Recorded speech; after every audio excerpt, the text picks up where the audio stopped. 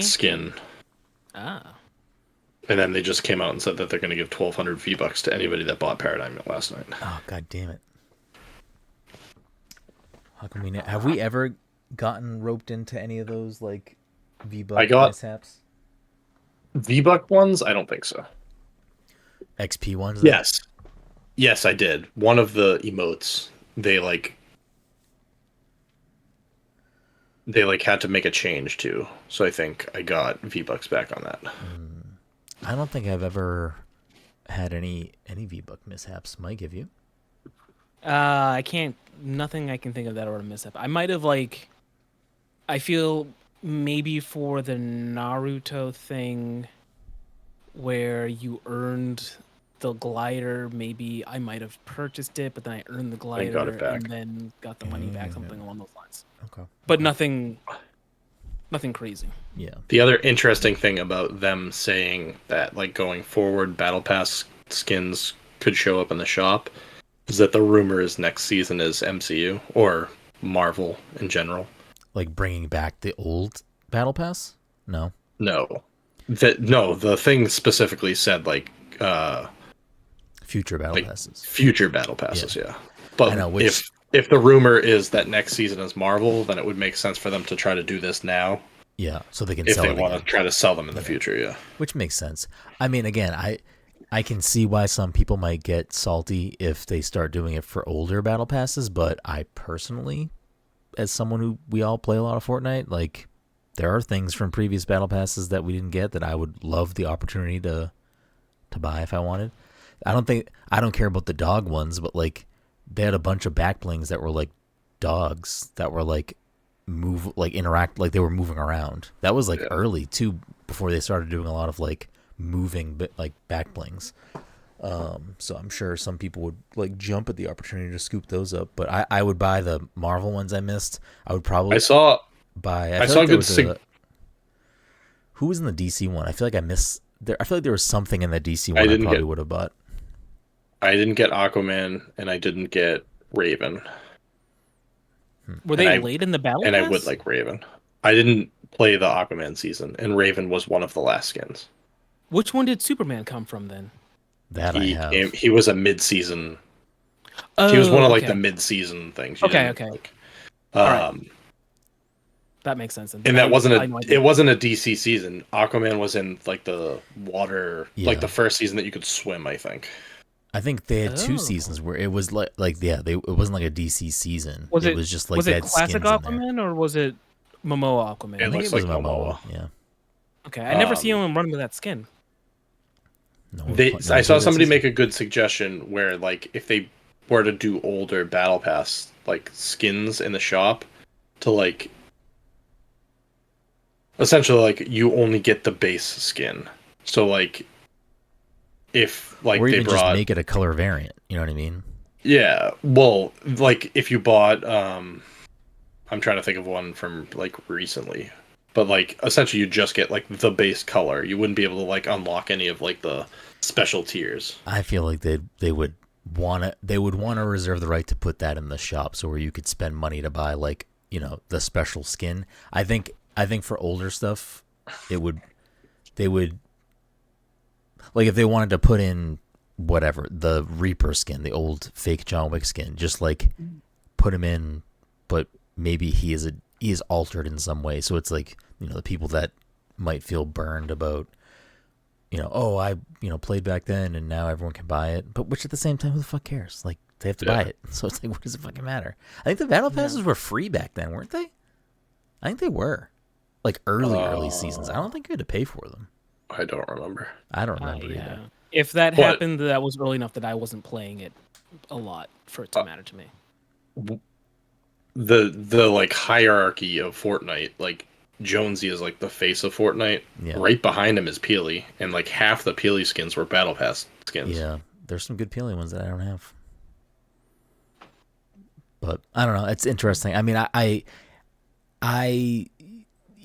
even if they don't want to put it so that you can just straight up buy the skins in the shop, I like what Halo does. Halo lets you just either the free battle passes that were there or purchase battle passes, and you can then just like while you're currently playing, switch to that battle pass. So like I know that might get complicated for Fortnite because Fortnite is like heavy like seasonal and map mission specific, where Halo is just like, it's always the same type of get 100 progress kills or whatever. Yeah. So that might make it a little more challenging, but at least it gives you the option. I mean, you can choose which battle pass to work on, because if, again, there's battle passes that I would want to keep doing, and that would probably work even more beneficial to them, because you get people to buy legacy battle passes, but it would also just increase the amount of people playing Fortnite at any given time, because like, oh, I want to fucking put in some progress on this past battle pass.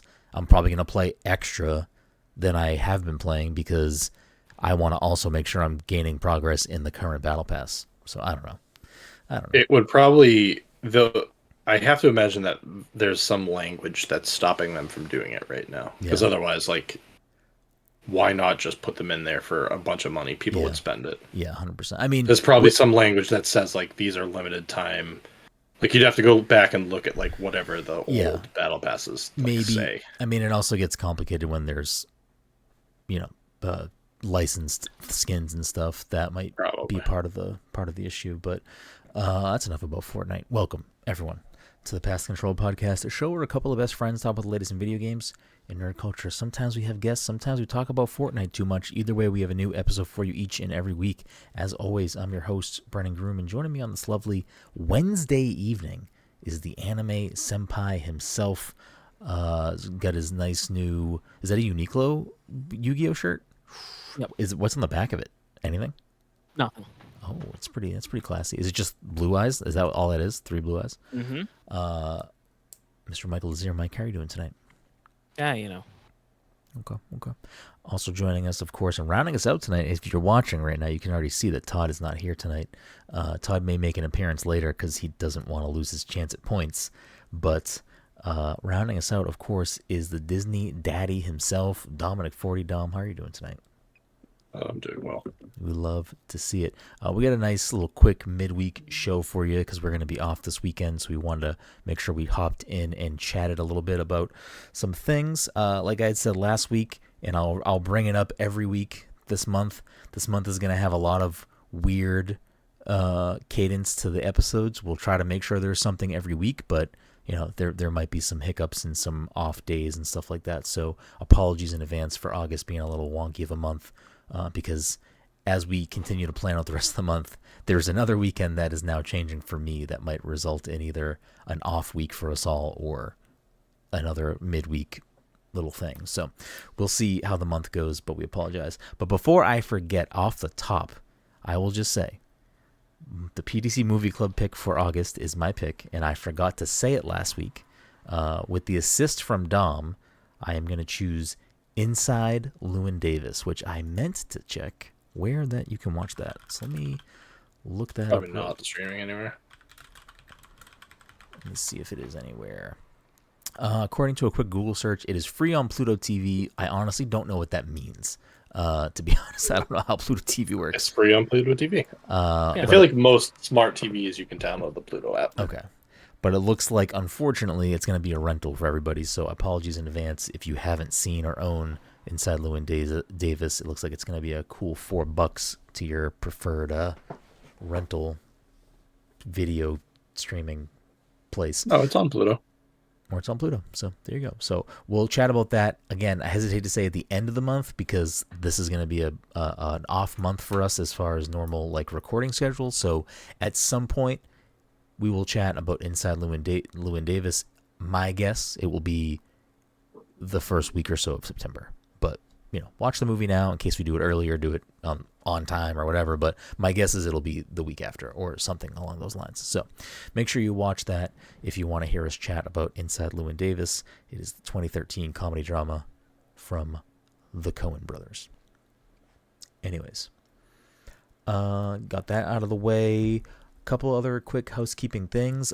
This episode, of course, sponsored by Pass the Controller. If you're a friend of the show, fan of the show, we want to support the show, bunch of ways you can do that. The easiest way, and quite honestly, one of the best ways you can do that, is leaving us a quick 5-star review wherever you listen to the show, whether that's Apple Podcasts, Spotify, wherever you're listening to the show. Leave us a quick 5-star review. It's super, super, super beneficial, and we'd appreciate it if you do. If you have some bucks kicking around and you want to support us, you can go to patreon.com/passthecontroller, become a patron. Go to passthecontroller.threadless.com, get some swag. Go to twitch.tv/passcontroller and subscribe to us there. As a friendly reminder, if you're an audio listener, we do record the show live every week on Twitch at twitch.tv/passcontroller, so you can watch us over there. But don't worry, if you can't catch the live show but you still want to watch the show, you can just search Pass the Controller Podcast on YouTube and we will pop up there for you. A couple other quick housekeeping things. I reviewed, which we'll talk about tonight because I don't think we've talked about it on the podcast yet. I reviewed Thank Goodness You're Here last week or 2 weeks ago. So we'll chat about that. I gave it a 10. It's fantastic. So if you want to read my full thoughts, you can go over to the website, passthecontroller.io, and check that out. But we'll also chat about it tonight. I guess that's just a good segue to go right into it. Because Dom also had the chance to play it. So what are you... I'll go after, since I just blurted out I gave it a 10. And I'll kind of give some more about that after. But what... Or I guess we'll... Off the top here, for those tuning in, because this is going to be kind of an indie-focused episode, we're going to chat about Thank Goodness You're Here. We'll chat a little bit about a Ranger again. I'll review SteamWorld Heist 2, and we might chat about something else. We'll see, but we'll see where the time's at. So, Dom, what are you thinking here with Thank Goodness You're Here? I had a blast with Thank Goodness You're Here. It is... Again, I feel like we've said this a lot this year, but this is another game that's probably not for everybody. I feel like everybody would have fun with this game, but it's probably not a game for everyone. It is very comedy-based. It falls into this thing of, I think if you like this type of comedy, this is a fucking home run. Like, yeah. If you like this style... you're good. Like, I don't think you have anything bad to experience here. I think even like just watching the trailer and like now having played through the game, like the gameplay is very much like Monty Python sketch comedy. Mm-hmm. It's like it is like a game of like sketch gags. Yeah. And like I had fun with it the whole way through. Like, there's all like little gags going on in the background. Like, if you like so many manipulate, jokes. If you like manipulate the environment, like there's like ongoing jokes that like happen. I had a blast. I don't know. I hesitate to give it a 10, but like mostly only because it's like a fairly short game. Mm-hmm. And not that that's bad. Like, I don't know how long you could do a game like this. Like, obviously this isn't a 20-hour game. Like, the concept doesn't work for a game like that. But I think it needs to hit a sweet spot. I personally think it nails that. Like, okay, like it did what it did. It makes me sad that at some point I might replay it, but I wonder what a replay of that feels like. There's stuff to do. Like, really? You didn't 100% it, right? I would be shocked. Is there a way to know if you 100% it? I played it on Steam. So there's achievements. I played it on Switch. There are achievements. That's why. Yes, there are Steam achievements, and I did not even finish them all. So, and I was doing I was trying to do background stuff. Maybe I'll have to spoil it for myself then and look at the Steam achievements, because I was so enthralled with this game that I was slapping everything and like pouring through every scene looking for every joke. Like, I did not want to miss a joke. That's how much I was enjoying my time with this, because like the other way the way the game flows too, which I think works in its favor, is like it's kind of like on a carousel where you will slowly go through the whole little town of Barnsworth or whatever the name of it. Yeah, Barnsworth. You'll slowly go through the whole town, and then like you will continue to go back through the whole town, and as you do that, like Dom was saying, the jokes will evolve, the the environment will change based on what has happened, and there'll be new jokes, there'll be callbacks, there'll be a bunch of things that continue to go on in the town. So like I never wanted to miss anything. So it's possible that I missed shit, but I was like checking every corner, doing everything. It was a fucking blast. So now I'm gonna look at the Steam achievements and see if I would have thought I would have gotten all of them based on what their description is. And also because we reviewed it, I didn't have access to like see everything yet. Yeah. So like it would pop up with achievements that I had unlocked, but I couldn't like see further. Gotcha. I don't know how that worked, but yeah, I had a blast. Like I said, like it is very much like an episode of a sketch comedy, and like I look forward to more from this developer. Like I really hope that they keep putting out like fun games like this. Yeah, they the developer was Cole Supper. They have a prior game. I don't know if they have more prior to that, but they have another game. It might only be on Steam. It looks like it's on itch as well. It's called The Good Time Garden. It, at the bare minimum, has a very similar art style, so I might download this at some point and give it a shot and just see what it's all about. Yeah, I'll probably do the same. The little description here on itch is a short adventure in a hand-drawn world full of strange friends. So I don't know if it's going to be as like comedic, but I will say that yeah, for something that's like, there are plenty of games that do comedy right and have good jokes and have good characters and good writing, but I don't think there are many games that like the crux of the game is comedy, because like if the comedy here is not working for you, then like I don't think the comedy is so integral to the experience. If it's not your type of comedy, I don't think it's gonna work for you. But it's just it's so unique. Like I don't think I've ever played anything like this. Like it's very, very its own thing, and it fucking nails it. Mike, I streamed it for Mike in Discord, like probably the back half of the game. What was that experience like for you, Mike? Like, I don't know how like much you were paying attention to that or not. I definitely enjoyed what I saw. I would like to play it at some point. I think you should. Yeah. It's a thing I'll get around to doing. And yeah, I mean, as a person who didn't play it, I only watched it. I can't speak too much about the going in and out, other than it was pretty funny. Yeah.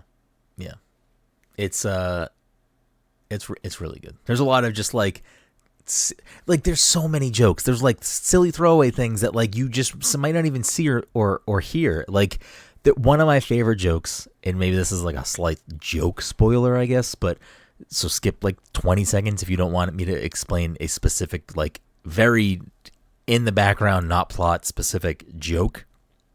I don't know if you encountered this, like these two characters that every time you pass through like I don't even know how to describe the area of the village, but like maybe it was like the third area where there were a couple of different shops. I think it was the same area that the fish and chips place was. They were arguing in front of her apartment, and the first time you encounter them, she's like, "Don't put trash in my barrel." Did you see their whole thing play through? I can't remember what the end was, but I do remember them ending up in the barrel together. Yes, yeah. So it was just like, slowly it was like, "Don't put your trash in my barrel. I'm going to put my trash in your barrel." And he's like clearly holding a bunch of trash in his jacket. You go by again, and then like, I think all the trash is in the barrel or whatever. And then you go by again, and I think it's like, "Don't put your barrel in my barrel," and his barrel is in her barrel. And then it's like them in the trash. It's so ridiculous, but it's like that's what this is. On the lower end and higher end, it's that type of comedy. There were definitely hidden things though, because I do remember like hitting a bunch of certain things and like a mouse popping out and dancing. So like I'm sure there was a bunch of little things like that. Well, I know one of the achievements is find all the animals. Okay. Did you wrangle all the... I don't know. I'm trying to think if you had to do this. Did you wrangle all of the seagulls? I think that was a progression thing. I think you had to do that. Yeah. Okay. Yes, that was. The milk scene is ridiculous. Matthew Berry, is that Matthew Berry, right? Yep. He's fantastic. I don't know if I can't remember if he voices other things. He voices the gardener, and the gardener is like one of the best characters in the game. I fucking love that guy. I can't picture the gardener's stuff right now. I mean, his is like a mix of both, of like said jokes, but also like visual gags. Like you have to turn the water on for him, and I guess we didn't need the water after all, because he doesn't realize what happened. It's in the trailer, so I feel okay saying this. But once you get story progressed to fall through the roof of the shed, and he's on the phone, and he's like, "What are you wearing? Green overalls and a green hat. You'll never guess what I'm wearing." Like, I don't. It's just so dumb, but it's so fucking funny. Anyways, 10 out of 10 for me. It was fantastic. Do you want to attribute a number to it, or you don't want to go down that road? I mean, I'd probably give it a 9. Yeah. Like, I just like that. My only real knock on it is that like it's not as long as I would like it to be. It's too short. And like that's not really a knock on it. Like the game exists how it exists. You know what I mean? Brenden knocks movies for being too long. You're knocking games for being too short. That's just fucking right, baby. Balance. There it is. So thank goodness you're here. Out now. We reviewed it with a code provided by the developer. So take that for what it is. But fantastic. I highly recommend this game. One of my favorites of the year. I think it's super unique. I definitely think you should not miss it. Before I dive into SteamWorld Heist, though, Dom, do you want to touch on your thoughts on Arranger? Yes, I had the chance to play through Arranger since Brenden reviewed it. That game is also phenomenal. I didn't touch on the artwork style of Thank Goodness You're Here, which I loved. Very unique. Almost like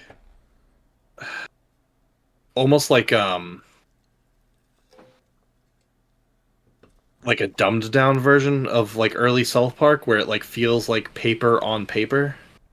Yeah, kind of. It's the same. It's the same artist from Braid, I believe. Okay, I see that. But Arranger is like all of the visual is like fantastic. Like the like actual playing surface, like the puzzle playing surface, and the background, like everything just like it like meshes like beautifully. I had a lot of fun with the like game mechanics. The story is great. I liked a lot of the characters.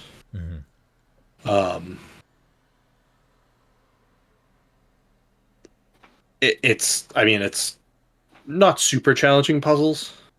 I feel like every once in a while I got stuck for a couple minutes, but like not super challenging. There were a couple things, I think, not a lot, but there were a couple things late that where I just had to like sit and stare at and be like, what am I missing here? Like which I will say though, I don't know if you saw this, if because I do think it's a great game, I think you should play it, but if the puzzles are too challenging at any point, there's an option that you can flick on. You can turn it on and off too, because I played around with it just to see how it functioned. It literally allows you to just skip that room. Like it will transport you. It will like teleport you past the puzzle. So a good feature to have. Yeah, it's a good feature to have to push you along. If that's a thing that you are potentially worried about. But yeah, I mean, I would recommend that everyone play Thank Goodness You're Here. At least give it a try. Make sure that you're like, I mean, I would say that in the first 5 minutes you'd know if you were gonna like Thank Goodness You're Here. Arranger's the same way. Like, I would suggest everyone to like give it a go. Like, it's like I said, it's like pretty simple puzzle wise, but like it is a lot of fun. It's a 9 out of 10 for me, probably too. Yeah, it's. I don't remember what you gave it, but it's up there for me too. I'm pretty sure I gave it a 9. I actually don't remember. It was like 2 weeks ago, and it feels like a fucking month has passed since I gave it a 9.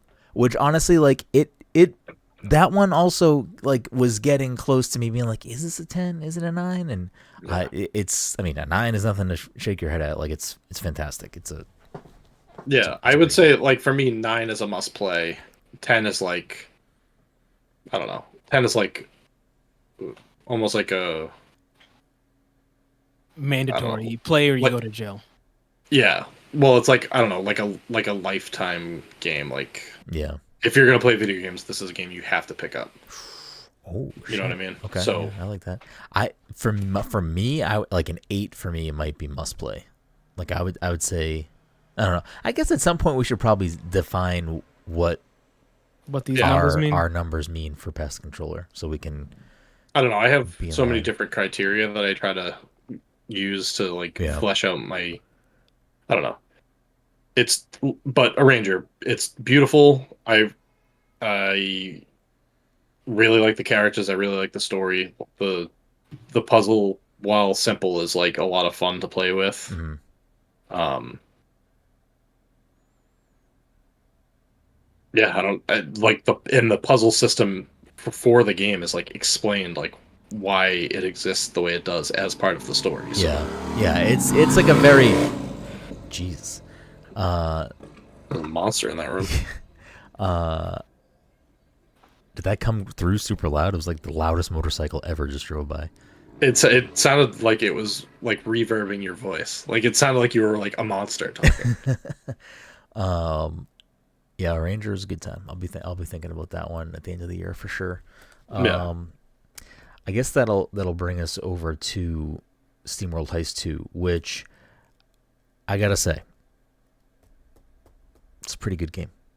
As somebody who has never really played a SteamWorld game, like I probably played a little bit of SteamWorld Dig. I don't know, one or two. I think there's only two. I actually don't know how many SteamWorld Dig games there are.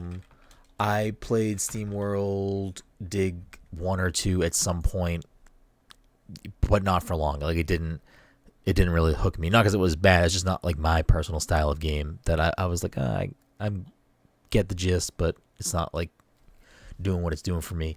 And SteamWorld Heist 2 is obviously a sequel to SteamWorld Heist 1, which I also did not play.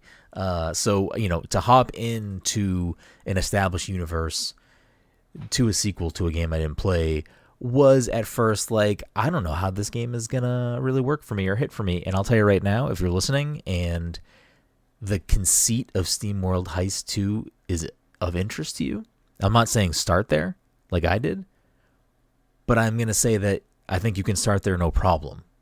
Like I don't, yes, there were probably connective tissue things that didn't mean anything to me. I'm sure there were characters that showed up at some point just based on what it seemed like were in previous either SteamWorld Dig games or SteamWorld Heist, the first game. But I don't think it overall robbed anything from my enjoyment. Like I didn't feel like I was playing a sequel that was putting me in a situation where I wasn't understanding what was going on or, understanding these characters at all. So that's my thought on that. If you are interested and you want to just hop into the latest SteamWorld game, I had no issue doing that, and I enjoyed my time. So much so that I probably am going to play SteamWorld Heist 1 at some point because that's how much I enjoyed too. It's for what, if you don't know what SteamWorld Heist is, it's essentially a tactical turn-based. I mean, it does have RPG elements. I don't know. I wonder what the website lists its genre as. It's like a tactical turn-based where you are shooting, like you're like positioning the angles of your shots to shoot the other people, your enemies. I don't know. Google lists it as a role-playing indie platform strategy shooter adventure strategy. Again, what does the Steam page say? The Steam page says single player. Does Steam not put genres? That doesn't seem right. Yeah, they do. Oh, genre: action, adventure, indie, RPG, strategy. So yeah, I guess it's like a action strategy RPG. But you play as Captain Leeway.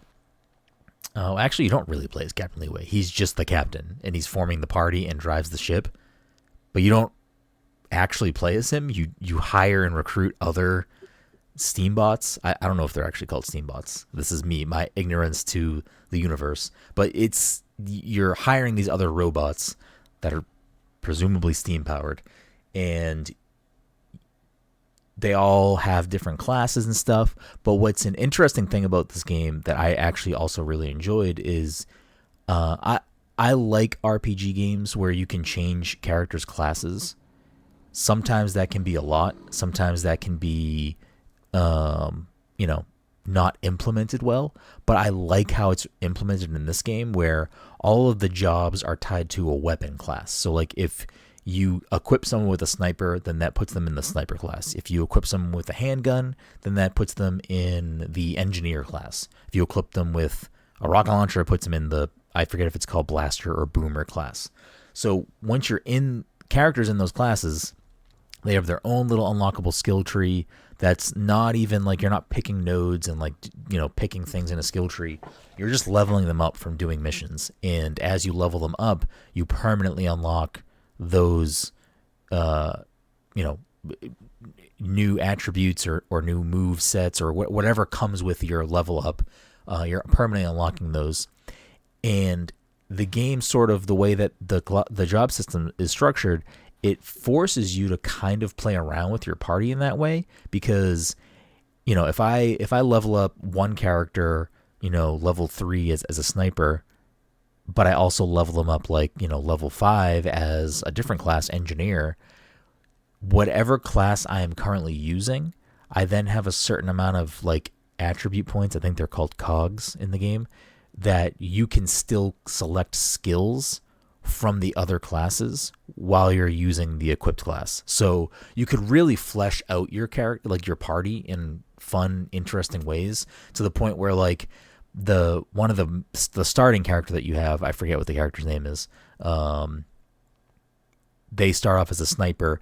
I leveled up a few different classes for them, and they were just like fucking super, super powered up, and they were like easily my best character at almost all times, because I had given them some of the best abilities in the game, with my other main characters kind of like fleshing out other roles that I didn't level up with my main character. So I think it has a lot of depth in that regard. I really enjoyed messing around with that.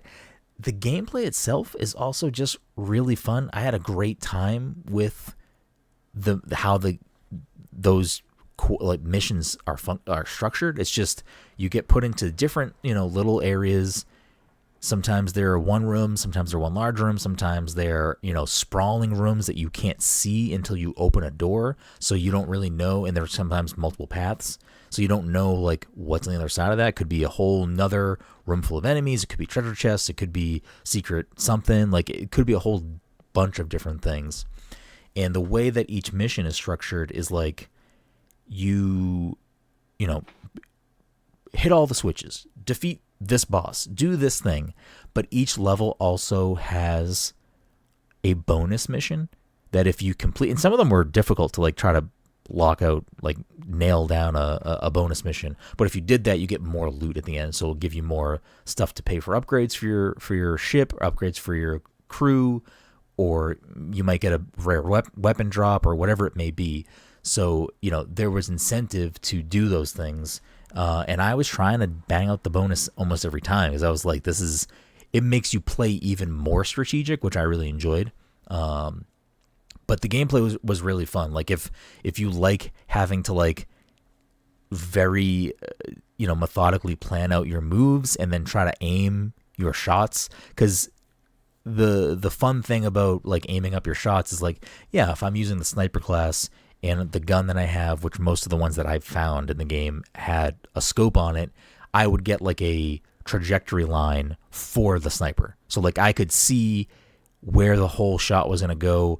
If it was going to bounce off a wall, like I could angle it that way and still see the line, where almost every other class, you had to like, you get a line that's like, an inch long. So you just get like the idea of where it's going to shoot, but then you have to like really try to eyeball the angles.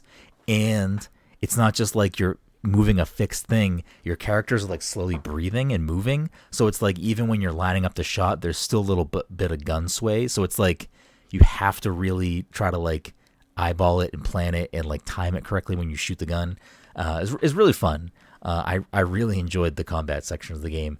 In between the combat sections of the game, though, there's a whole bunch of other exploration that takes place from the ship. So, in between combats scenarios, you are unlocking and traveling through the ocean in your ship, like driving a little ship that's also a submarine. Spoiler. I don't think it's a spoiler. But you're like driving that around this map, unlocking new areas. Everything's, shrouded in clouds. So when you're traveling to new place, like you're opening it up, you don't know what's there. There are enemy ships that try to attack you. There are, puzzles you have to solve in that overworld in order to progress the secret areas or just progress the story. So there's a whole other section of that is like based around that. There's some interesting things that they do with that concept. It worked for the most part. I enjoyed it for the most part. There were a few times where I was kind of like, all right, not that the game was being drawn out because of it, but I felt like it did lead to some weird pacing, especially towards the end of the game where I was like, all right, like I want to keep doing these like late game, challenges to, upgrade my party and like get items and new weapons and stuff. But I also kind of just want to finish this game now because it's just like there's so much additional boat and submarine stuff that I was like, this is kind of an odd pacing, especially this far into the game for me. So that can be a little hit or miss. I will say, though, if you are enjoying this game and you're enjoying what it's doing, I think there's a lot there. Like, there's a lot of additional missions to do. There's a lot of additional things to unlock and play. So, like, if you're really liking it, I think there's a lot there for you. And I want to say, I mean, I did some additional stuff. It probably took me at least 25, 30 hours to get to the end of the game. So it's pretty meaty. Like, it's not a, small adventure. Like, it was a very hefty amount of time, but I almost wholly enjoyed it. I would say this probably falls, I would probably settle on about an 8 for SteamWorld Heist 2. I don't know if that score would change based on having played SteamWorld Heist 1, because there is definitely some connective story tissue. But again, I don't think it's to a point of if you didn't play it, you just can't enjoy this game, because clearly I did with an 8. But I don't know. I'm still thinking about it. Like, I haven't uninstalled it because I kind of want to maybe mess around with a little more side stuff and like do some bonus missions and stuff. I will say too, they have a lot of adjustable, like, so they have different difficulty settings that you can put it on, but then they also have just like custom difficulty settings where you can adjust sliders and like dial into what maybe is too challenging or not challenging enough for you, and really create the experience you want to have. But I put it on just whatever the base, not like the easiest one, whatever the game starts you at, that's what I played it on. And I enjoyed my time with it. I had challenge in some of the harder things. I was also, again, forcing myself to try to do the bonus mission each time. So that was making each mission more challenging. The other thing I think it does interesting too is like, there's still stakes, because if you lose, you got to either start over or you got to get pushed back a little bit.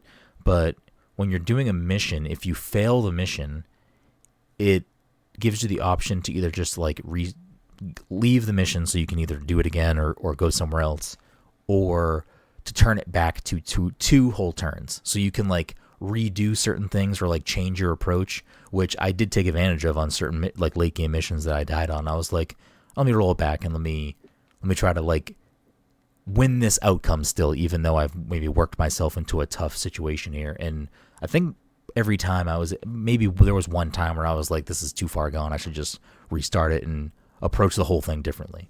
But it does some interesting things.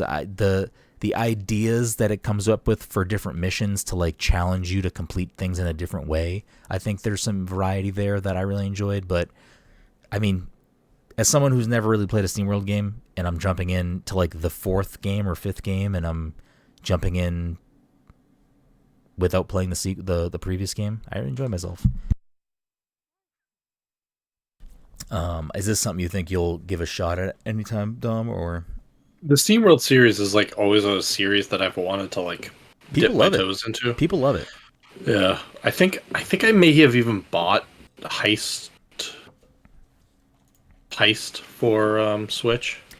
The series goes on sale pretty often, especially when they have a Yeah, new game coming out. So like the Dig games might be on sale right now. Heist might be on sale. I actually I think think, Heist is on sale. I think I bought it yeah, on this most recent sale. I think if you're listening to this now, I mean the game comes out tomorrow, so I don't know if the sale ends tomorrow, but I'm pretty sure if you pre-order the game, I don't know how if it ends tomorrow or if there's like a week as well after that. But if you pre-order it, you do get a discount on SteamWorld Heist 2. I'm pretty sure. So if you happen to be watching or listening to this tonight, there's your chance to get a little discount on there. But I enjoyed my time. I don't want to say I was not expecting to enjoy myself, but as somebody who's kind of bounced off of the Dig stuff and liking the idea of what Heist was, but never actually giving it a shot, I'm very happy that I did. I enjoyed it a lot. Let me see if there was anything else in my notes that I wanted to bring up.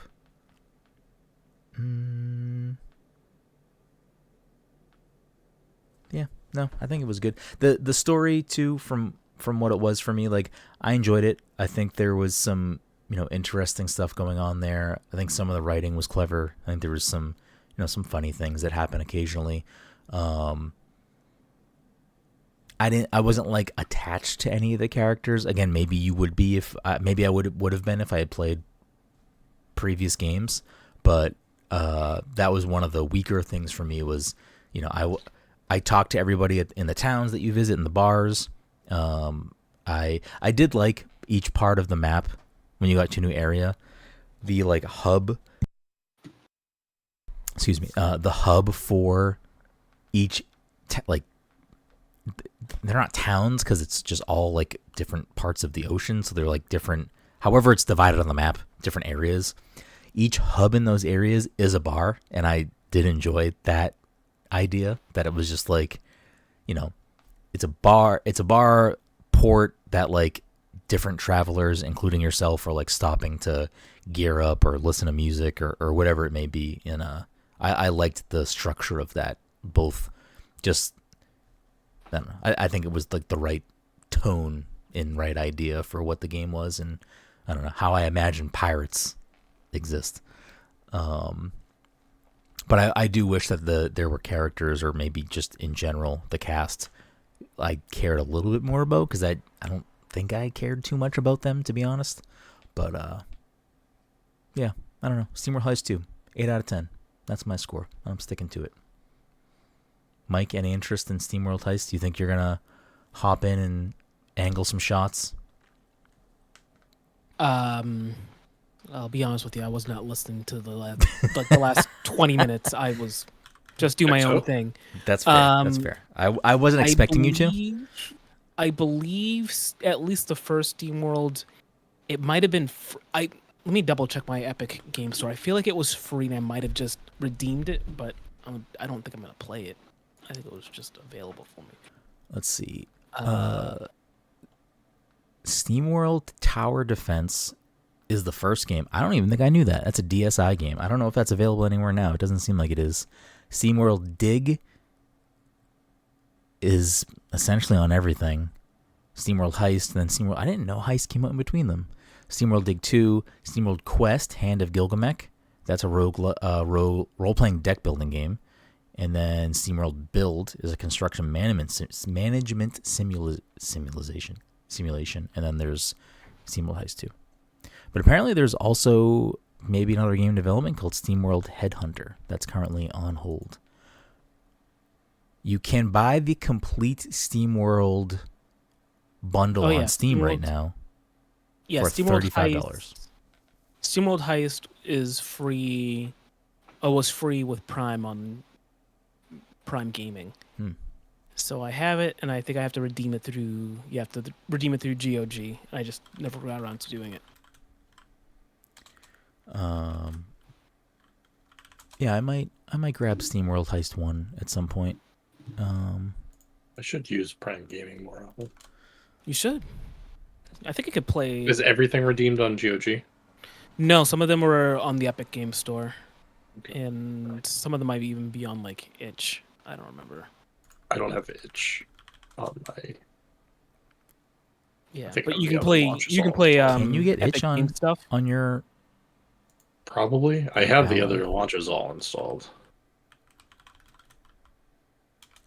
Yeah, like I redeemed Shredder's Revenge and Alex Kidd on Epic Game Store, but they were free in with Prime Gaming.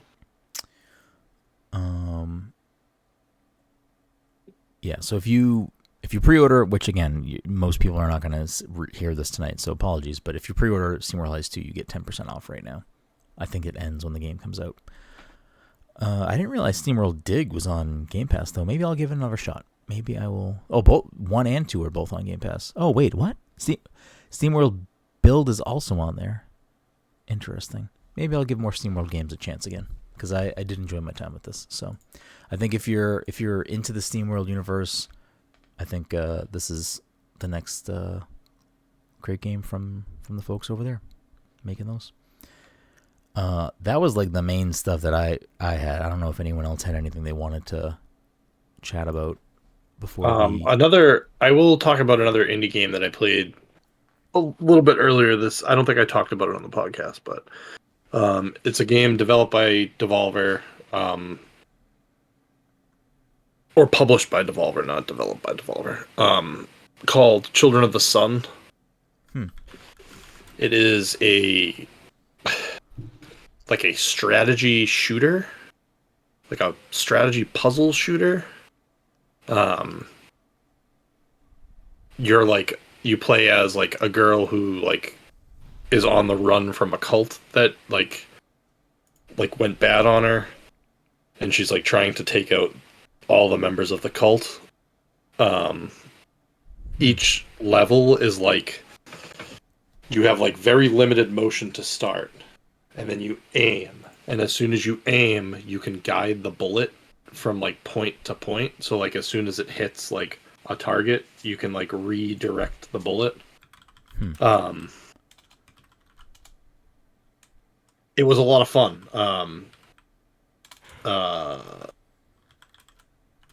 Really like dark art style. The puzzles were like really cool. Each level has like a, not like a riddle, but like each level has like a tagline, and like you can get more points by like fulfilling the like puzzle that's attached to the tag. So like I feel like one of them like had some like thing about like birds of a feather or something, and you like had to use the birds as like points. Like there's like birds flying around, and you had to use like the bird as like a secondary point and stuff.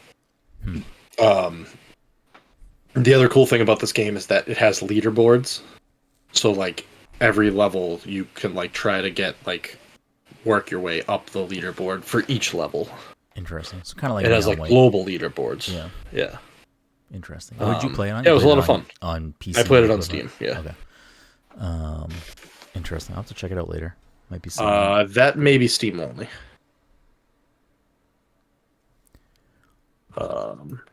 I'll check it out. Children of the Sun.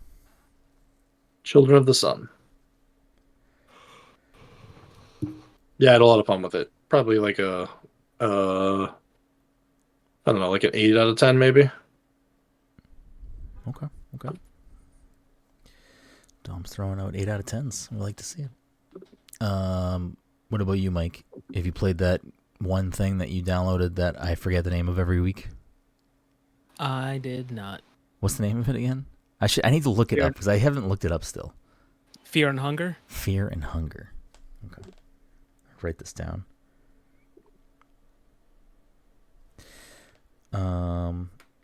Cool. Well, I think this is as good a time as any to wrap things up. As we do, we always end with a game. I just texted Todd and he's not joining, so this is prime point scooping, Mike. But before we do that, thank you all so much for listening to this week's episode 432 of the Pass Control Podcast. If you're a friend of the show, fan of the show, want to support the show, like I said at the top of the show, leave us a quick 5-star review on Apple Podcasts, Spotify, wherever you listen to the show. It's super helpful. We really appreciate it if you do that. If you have bucks kicking around, you want to support us, go to passthecontroller.threadless.com, grab some swag, go to patreon.com/passthecontroller, become a patron, or go to twitch.tv/passcontroller and subscribe to us there.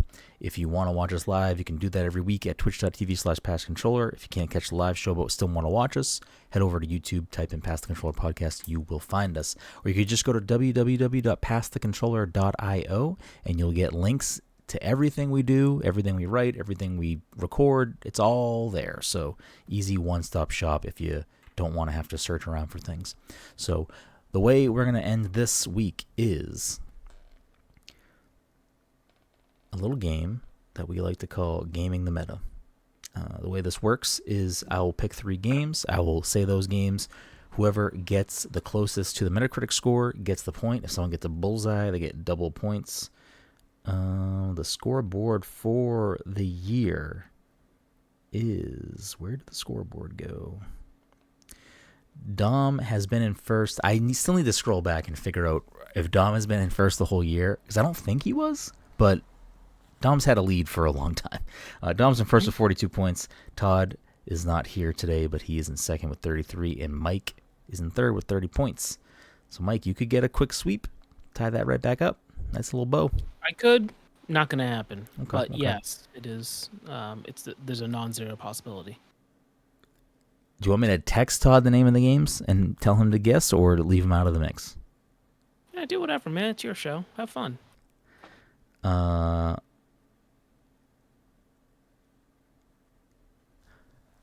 first game we are going to go with is based on 31 critic reviews for the 3DS. So up front, for those listening, if you haven't heard us play this game before, we go off of whatever platform the game was reviewed the most for. So this game was reviewed on the PlayStation Vita, Wii U, PC, PS4, Xbox One, and Switch, but we're going to go off of the 3DS reviews, which were the most, with 31.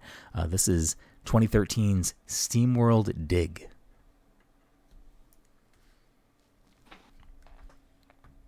The 3DS has the most? I think it launched on the 3DS. What was that other game? Project Steam? Was that the one with Abraham Lincoln? Codename Steam. Yes. Codename Steam. Yes, Mike. Not the same universe. Not the same? Okay. Kind of similar to SteamWorld Heist, though, gameplay-wise. Right. It's like a turn-based shooty shoot. But no Abraham Lincoln. No Abraham, though. Or, I don't was know. Van Helsing one of the characters? I'm trying to. I don't think there were any I other feel like there was a Dracula historical character of figures. some I think sort. they were all. Was that because of Abraham Lincoln Vampire Hunter, or is that just a weird coincidence? I don't know. I could just be confusing the two in my head, like just mashing them all together. The story is set in an alternate steampunk-based history, features a Silver Age comic book art style with a cast of characters from across American literature. Why is Abraham Lincoln part of that? He was in a book, probably. Let me see if it lists. He read a book. Also likely. Look, if I could unearth Abraham Lincoln now and bring him back to life and tell him that, hey, guess what? You were in a video game, I'd be happy with that. I don't really care about his response. Trying to see if. Okay, so I just quickly looking at the synopsis for this game. So it has Henry Fleming, who's based on the protagonist of the same name from the novel The Red Badge of Courage. Going over. Oh, was Paul Bunyan one of the characters? I feel like I remember Babe being in the game.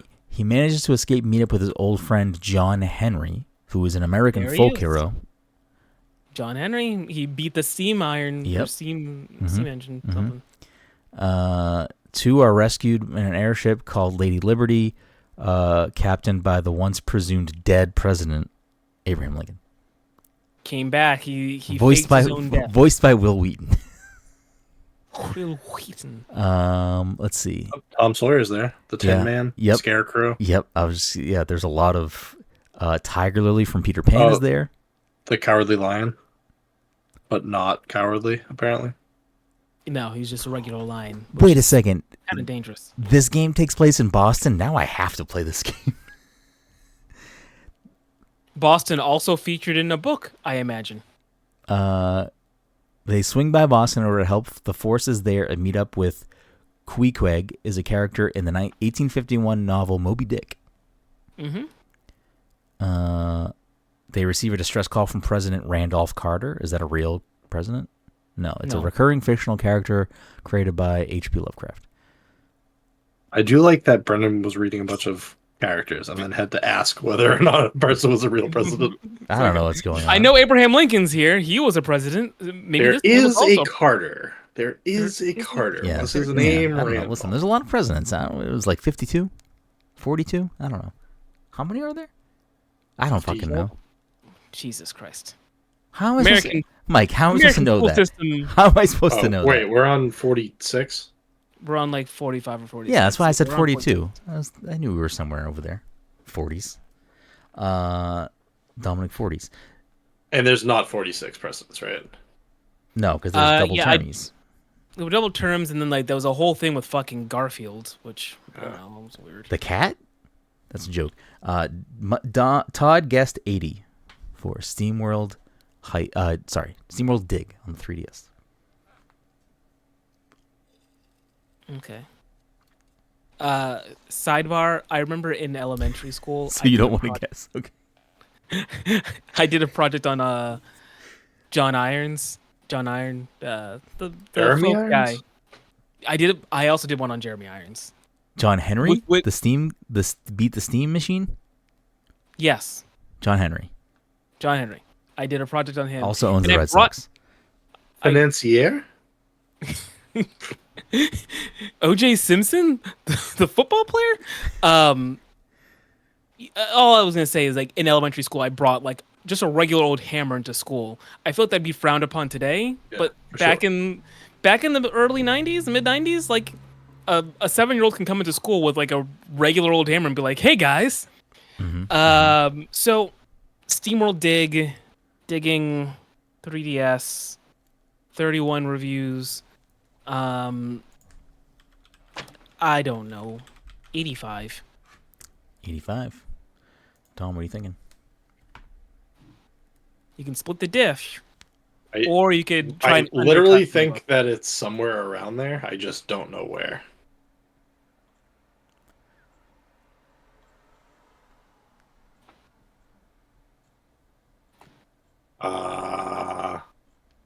I guess I'm going to go 82. 82. And with that, Dom gets a regular old bullseye. And he's got that double point snag, 82 points. Thank you, Mike. Had a 76 on PC, a PS4 82. Xbox One and Wii U had 83. PS Vita only had 3 critic reviews, so that does not have a cumulative score. And the Switch had 75. So people did not like the first game on its latest release. Let us jump over. Why can they not do a cumulative score for 3 reviews? I don't know. But it might just be a thing they don't do it if it doesn't hit like a certain amount or something. Okay. Whoopsie-doo.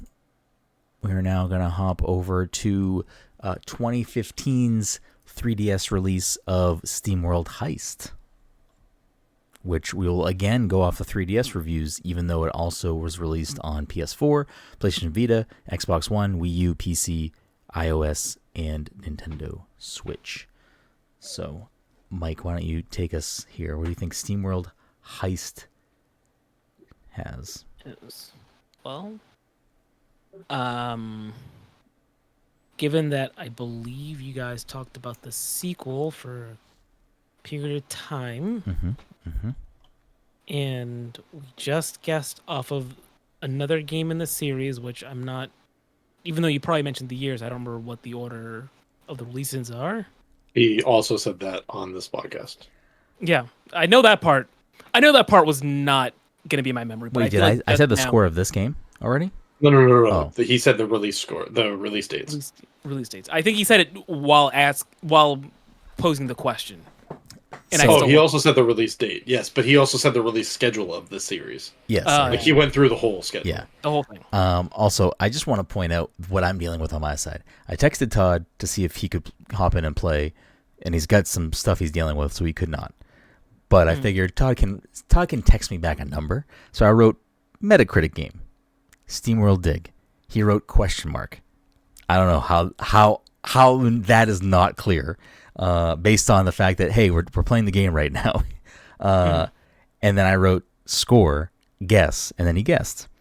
And then I wrote SteamWorld Heist 1, and he wrote, yeah. What? Anyways, sorry, Mike. What's your score? I have Todd's. How do I? Oh, I was gonna. How would I undercut? Yes. Yeah. How do I undercut? Yes. Mike says no, and then Dom puts the diff. Maybe? Maybe. Dawn with another bullseye. Yeah. So let's just say, I don't know what I'm looking at over here. There's nothing over here that's gonna help me. Mike's It's just cheating. Funko Pop. Mike's got fucking scores over there. He's running the numbers. You know what? Second time's a charm. 85. Okay, 85. Todd dropped in an 84. Dom, where are you going?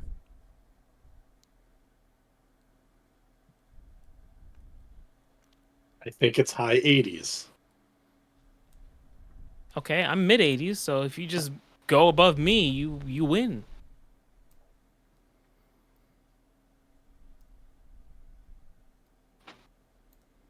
I know. Do I do that though? Yeah, I guess I'm gonna go 86. So I was gonna go 90, but that doesn't help me. It doesn't help you, and you don't need to, because they both went next to each other. So you either go above or below, or bullseye with them if you think one of them got it right. So you're going with 86. Could be an 85.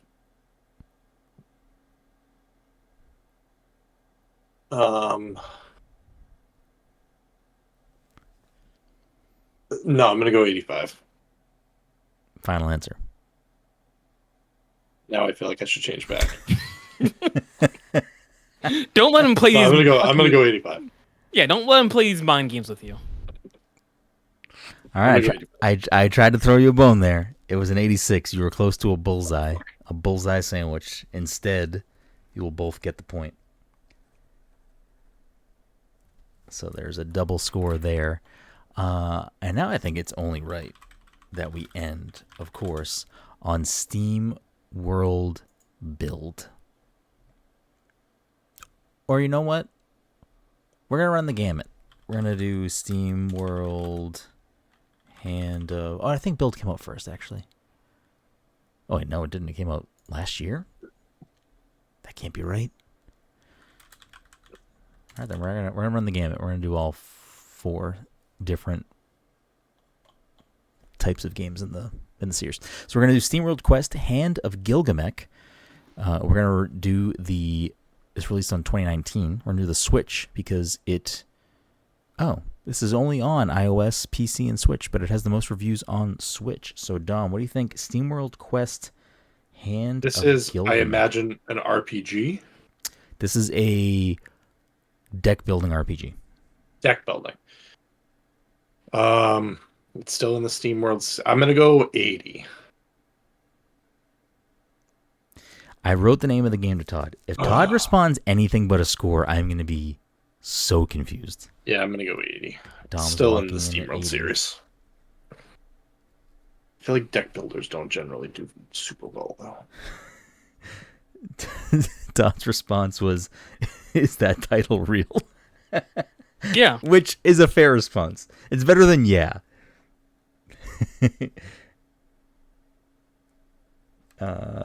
Let's see. Dom's logging at 80. Todd said 72, quote, just off the name alone, end quote. Mike, what do you got? You got 80 and 72. Do you think someone nailed that bullseye, or what are you doing here? I don't. I'm gonna say 77. 70? Is that a Trunks figure? It is a Trunks figure. It was like a build figure that I had from a long time ago. Where Mike, I how broke the good was head. that fucking nailing it? He doesn't even have a fucking head, and I knew it was Trunks. Well, it's a very distinctive outfit. He's got the fucking sleeveless collar. Yeah, but he purple couldn't see. He jacket. could only see the top. He couldn't see the the bottom, and it was turned to the back. That was a pretty. Right. That was a He's got pretty. no head. That was a pretty That was a good. snipe. That was a snipe. I'll give him that. That was a snipe. I think I get bonus points for that. Probably. Yeah, give him asterisk points. I mean, let's not lose our heads though. What did Mike say? Mike said 77. And 77. Dom again scoring every round. It's an 81, and Dom said 80. So we're gonna end now on SteamWorld Build. Because why not? Let me text Todd. We're going to go off of the PC platform reviews because it has the most. It was also reviewed for PS5, PS4, Xbox Series, Xbox One, and Switch. But PC has the most. So we'll go off there. We'll go with Todd first if he responds quickly.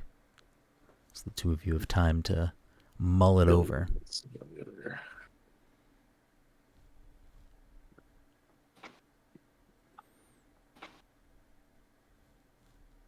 I wonder how this plays on Xbox. I think this is one of the ones that's on Game Pass. I might check it out. I'm watching the trailer for it right now. Which one, Build? Yeah, I don't know if I knew this game existed. I Is knew about Hand of a- Gilgamesh, and I'm like mad that I forgot that was a game. It's a building simulator. Is it like a Animal Crossing style building, like a No, town building, or is it it's- like a? It's Like a, more like a city builder. Okay. But it looks like maybe you do other things too, like within the parameters of that. But it looks like you are mostly like building on a grid and stuff like that. So there's not a character. You're like building. I don't actually know. It's not like a walk around character that's building. No, it doesn't I guess seem like that's it my doesn't. thing. It seems like everything it's you like, control or yeah, point and click. It's like a Sim City versus like Yes, a Animal Crossing. Yes. It might have some sort of. It has combat in some way in some areas. I don't know if it's like tower defense or what's going Tower on defense, here. Yeah. I am upset that because I googled Jib Jab earlier when we were talking Yes. about it, now it's showing up as a fucking advertisement when I scroll through things. Yeah. All right. Dom, what you think? Dom went first last time. Mike, what you thinking? Todd hasn't answered, so. Which is a build? This came out last year. This came out December 1st last year. Oh, Todd did guess, so Todd gets first. 86. This is build. This is Seems high. Build. 2023's Build. For PC, I still don't really know what these games are about. I've just been guessing. They've all been around the 80s. So it only makes sense that I go back to basics. 85. Wow. Okay. What did Todd say? 86? 86. So you getting a bullseye here with one of their scores, or are you going up or down? I was thinking about just undercutting Mike, but I don't even think it's up that high. I'm gonna go 80. He left room for error here, Mike. He didn't need to do that. He could have just said 84, called it a day, and he would have been the closest no matter what if it was under. Mm-hmm. But it doesn't make it a bit of difference because it has a 74 and Dom is still the closest. So My original guess was gonna be a 77. Dom's just sweeping the fucking board right now. Yeah, that's because Dom's the one submitting all these scores. He knows. He's got insider knowledge. There you go. On this one, I just went based off genre. Yeah. I feel like deck builders generally like don't do super well. I cannot I feel stress like enough. building simulators don't do and yes, you are gonna say that you don't know what these games are, but we literally have been talking about what these games are. Yeah, and I was not listening because they're not good. So PS5 had 82, PS4 and Xbox One don't have numbers. Series 79, Switch 77. So PC scoring the lowest. But this is also probably the genre that might appeal to that platform the most. So maybe it's like, the competition in that there's type more of space. competition on Yeah. PC. So there you have it. That will do it for this week's episode 432. We appreciate you, and we will see you next week.